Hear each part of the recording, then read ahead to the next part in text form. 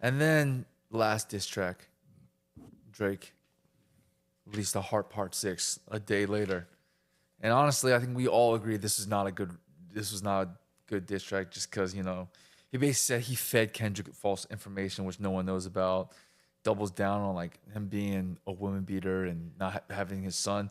But then how he says he's not a pedo is the worst way to say I'm not a pedo. He calls Drake a pedo, and Drake says, I'm too famous for that.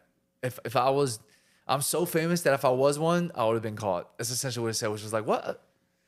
That's weak. That's weak. Like, I would say this.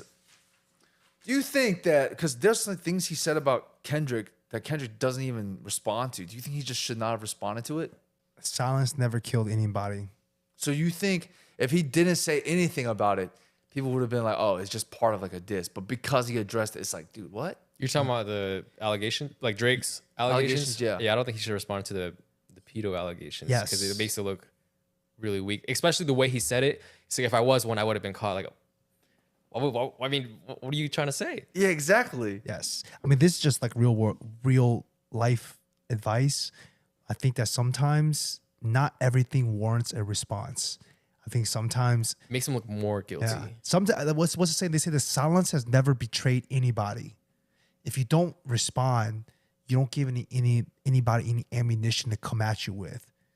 You know? And basically that whole track, that last track, is him on the defense. Like Yeah. he wasn't really going offensive. He was kind of just saying, no, I'm not a pedo.